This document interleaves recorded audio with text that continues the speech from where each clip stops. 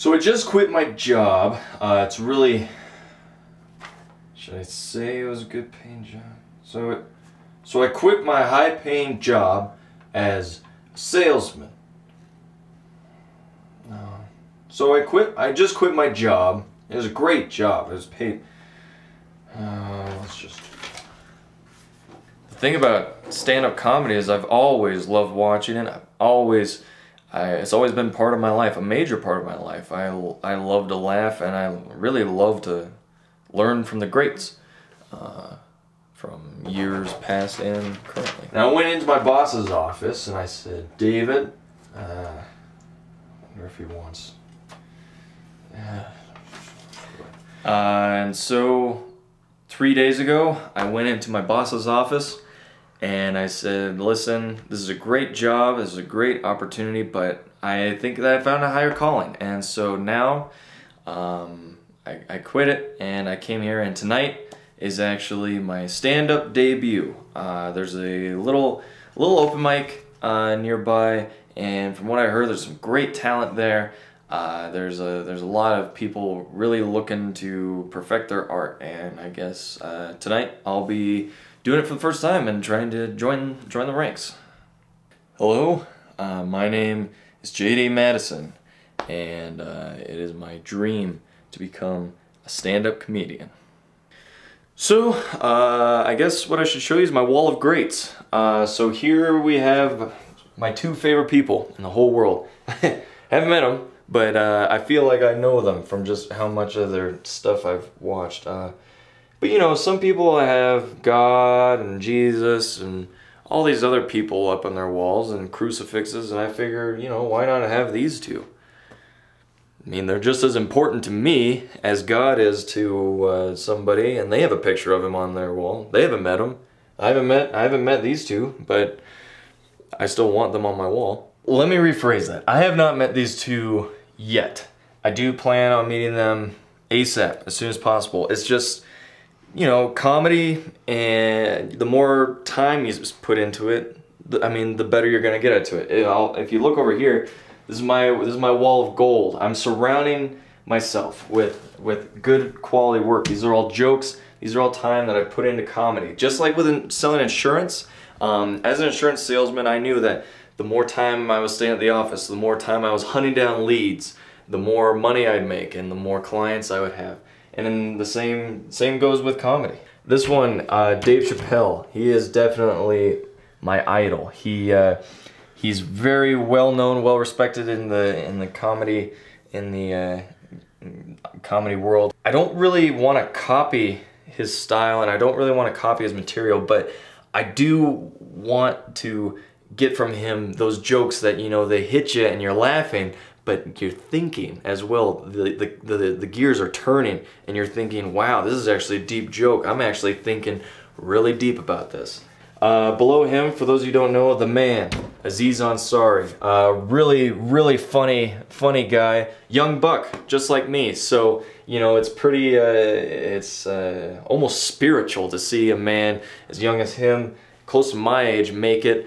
And the thing with Aziz is that he hits you with an energy. He gets up on the stage and boom, you feel him, right? He commands the energy of the room. So I really want to learn that from him. I'm doing stand-up for the first time tonight, and I really hope that I just learn how to get his type of energy. First impression is everything. I don't know what the hell is going on with that color. First impression is everything, you know. As soon as you go up on stage or in a meeting, or if you're even just trying to pitch, you know, some idea to somebody, you gotta too plain. You gotta kind of look the part.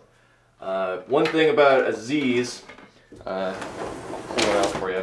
One thing about Aziz is that he's really classy. You know, he's always usually with a sport coat, jacket, looking real nice. But Dave, he's more of the blue collar guy. You know, he's wearing maybe like a button up, usually short sleeve, but he's relaxed up there. And I'm just trying to kind of meld those two together, kind of find something that I'm comfortable in, but still says, hey, you know, I worked hard for this. So why don't you give me a shot? I'll tell you what, let's go try this out real quick.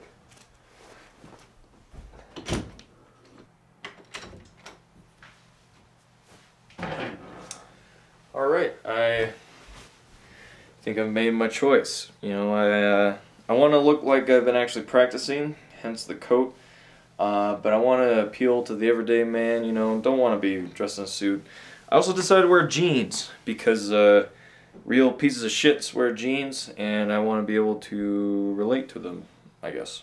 So I hope that I don't come off as, I don't think I come off as snobby or like a everyday workman, but just, you know, a typical man at his craft. So see how it goes. In your mind, what would make tonight a success? I think basically if the crowd has a really good time tonight, and if I'm approached by a talent scout, I think that's what would make this night a success. If someone came up and said, hey, you're funny, you're new, you're hot, you're young, I want you to headline our club. That's the only thing that can make tonight a success. People laughing is fine, but a man giving you the opportunity of a lifetime, there's no substitute for that. I'm not really scared of much. Hurricanes, natural disasters, but these are just people. I've interacted with people my whole life, but this one, I'm more nervous. I'm more on edge, rather than scared, I guess. Not really scared of very much. Having a kid, very scared of having a child, but that's about it. It looks like this is the place.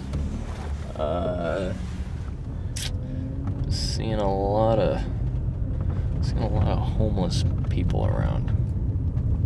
I don't know. I don't quite know what that means, but probably shouldn't have worn a sport coat, otherwise they'll be begging with their dirty hands for money from me. Here's a spot. I don't know why, that just made me much more nervous. I'm usually not in this part of town. This is new turf for me. You know, I'm a suburb boy. I grew up in the suburbs, learned life in the suburbs, so I don't know. I guess we'll see. I have such sad smiles.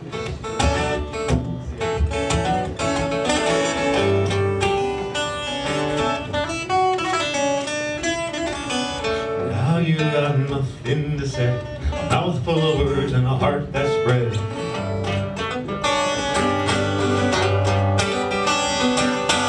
How it seems to sound the same, without regret there ain't no thing. Coming up next, we got, alright, I'm really bad reading handwriting. JD, I got, and it says Mattison? Mattison? Yep. One of those.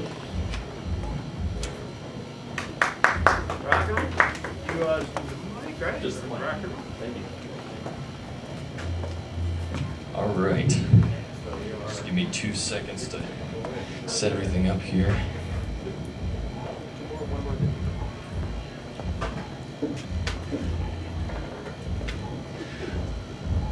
All right. How's everybody doing? My name's JD, and this is my first time doing comedy at the open mic. Okay, I'm sorry, but I got somebody filming me, and I'm planning on putting this on the internet, so you know what? I'm gonna go behind the curtain, and I'm gonna come out. And if you guys could like clap, and you know, like this is like a comedy club, not just like a cafe. So give me 2 seconds. We'll just cut this part out.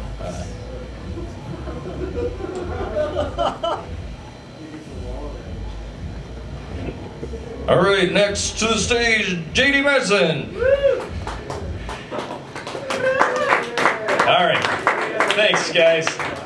Thank you. All right, like he said, name's JD. This is actually my first time doing stand-up ever. Actually, so going for my dream. What are some people's favorite foods? Just shout them out. Peanut butter cookie. Burrito. Peanut butter cookie, that's good. Burrito From here. is even better. But I tell you, what's the best food? Bean burrito. Boom. bean burrito is the best, but I gotta say, there's one side effect. You're eating a bean burrito.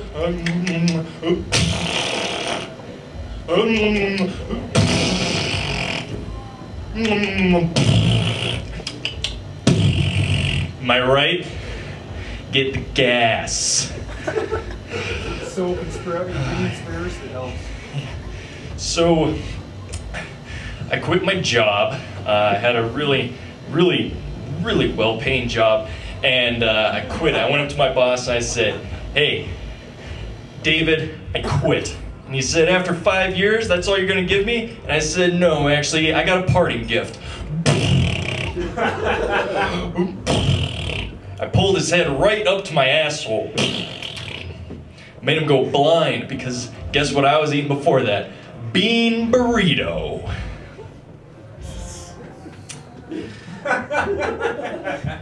So, I got a little lucky the other night. I had a girl over.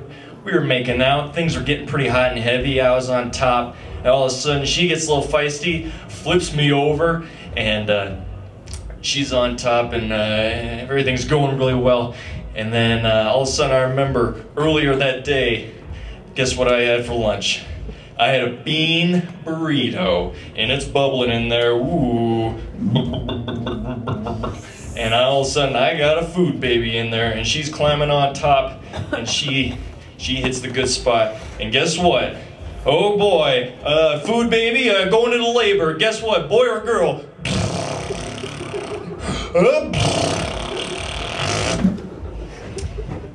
But it was all right. We ended up making love for 4 hours because she was used to the smell of cum and shit because her parents own a Polish restaurant. So, went to my nephew's birthday the other day, and unfortunately I'm on a pretty tight budget because I quit my high-paying job to pursue this career, and so on my way over I went, what's the perfect gift, but yet I can save a little money? Oh, I know what I can get my nephew, a bean burrito. So I went, and I got him a bean burrito, and guess what? I got myself a little bean burrito, I got myself a little treat. It had been 2 days since I had one, and so I'm going over, vroom, vroom, vroom, and I drive over, and packaged up, and he eats it, and he goes, "Oh, Unky, thank you so much, Unky JD," and I'm eating my burrito, I'm like, yeah, happy 8th birthday. And later, he's at the piñata, and guess what? Every time he swings, and I'm laughing my ass off. I'm going, ah, and all of a sudden, bean burrito, ah, ah. Got kicked out of the house because me and my little nephew were making the place smell like a Polish restaurant. Okay, well, it was going to I went to this place to get a coffee, and this girl across the counter was pretty cute, and I went, "Ooh, hello, you got my attention. I am zoned in on you." And I went up and I thought to myself, what could I say to make this best possible encounter? And all of a sudden in the back of my head, I'm going, uh-oh, guess what I had for lunch? Bean burrito. A bean burrito.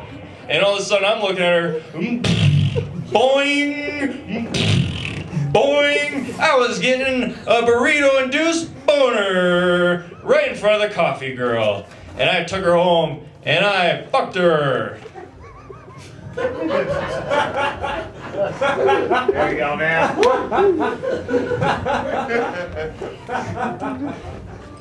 Thank you. I told that story to my nephew and he didn't give me a high five. So I was getting a little lonely at home. I was like, some people, it'd be nice to have somebody around, a little company. I'm alone in my own place. So I went to the shelter and I adopted a cat. You know, I figured that'd be a smart thing to do. Give this little guy a home. And so he's going around, you know, his little cat strut. He's going around checking out the place. And dinner time comes around. And I go, well, what the heck do I feed a cat? So guess what I got him? bean burrito. So we shared a bean burrito on the carpet. I'm eating one end, he's eating one end. Guess what, about 3 minutes later, 1, 2, 3. 1, 2, 3. Kitty's licking himself later. Oh, got a second helping of burrito. So, I fortunately had to put down the cat because our apartment complex doesn't allow cats. And so he's no longer with us. But I was getting a little lonely after that. And so then I decided, you know what, I can't have pets. I can't afford any more prostitutes. So what I will do is I figured it's time in my life I should adopt a child. And so I went to the local place to adopt a child. And I went there and I said, I want one as soon as possible, please. I am lonely and alone in my apartment and it smells and I am looking to get a new career in stand-up. And they said, all right, we'll have someone over within the week. And I said, all right. And so then 2 days later, knock, knock, knock. Who's at the door? I open the door. 90-year-old Haitian man comes up, says, hey, you're my new dad. And I said, what? And he comes strutting in. You know how old people are. His Haitian ass stinking up my whole place. And I said, you know what? We just might be friends. So he doesn't speak a word of English. And I said, you know what? It's getting close to dinner time. So, Haitian son, what do you want to eat? And he turns around. I want a bean burrito. So we drive down, driving down in my little Isuzu, driving down, yes, 2 bean burritos for me and my Haitian son. And the lady says, oh, what a nice daddy-son combo. And I said, thank you. He just arrived at my doorstep 2 hours ago, 2 bean burritos. And he comes up, we get the burritos, we eat them in the car, and guess what happens?